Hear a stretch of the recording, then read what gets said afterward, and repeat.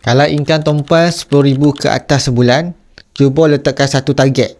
Dalam masa 2 tahun, tuan-puan mesti ada sekurang-kurangnya 50 gram macam ini tuan-puan.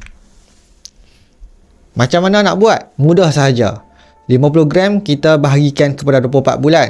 Lebih kurang 20 gram sebulan. Jadi, setiap kali income masuk, asingkan bajet untuk kumpul sekitar 2 gram emas terlebih dahulu.